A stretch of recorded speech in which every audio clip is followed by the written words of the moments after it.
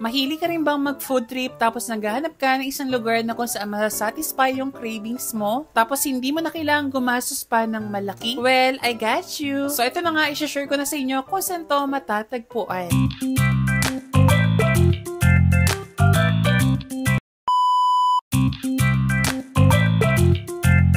So ito na nga guys, nandito tayo ngayon sa may Carriedo, Manila, sa baba lang ng Carriedo Station. At ito yung ating food trip destination ngayong araw na to. At ang ating unang street food ay itong Master Mix Seafood. For only 99 pesos, meron ka ng masarap na mixed seafood na may kasama na ring rice. OG ba? Not bad for its price. And take note guys, niluluto siya in front of you kaya makikita mo yung proseso ng pagluluto ng mixed seafood na ino-order mo. Meron na siyang hipon, pusit, mais, and of course, tahong. Niluluto siya sa butter and garlic, oyster sauce, and other ingredients.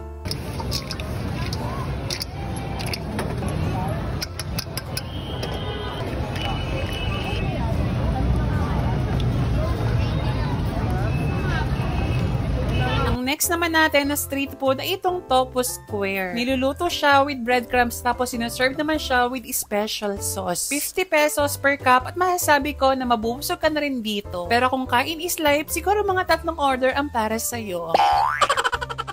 Mas masarap siyang kainin ng medyo mainit pa kasi mararamdaman mo yung crispiness ng tofu. Honestly, the sauce complements the tofu and also give an extra twist. Ang next naman ay itong pork sisig na for only 80 pesos, meron rin siyang kasamang rice.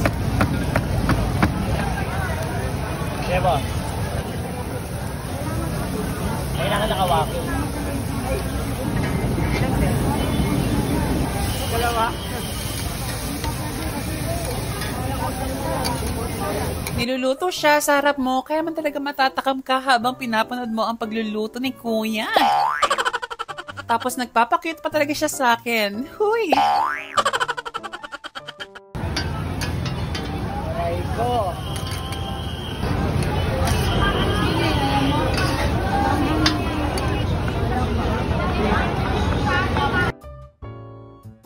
At in all fairness, napansin ko na marami rin yung serving ng sisig ni Kuya. Huy, sarap!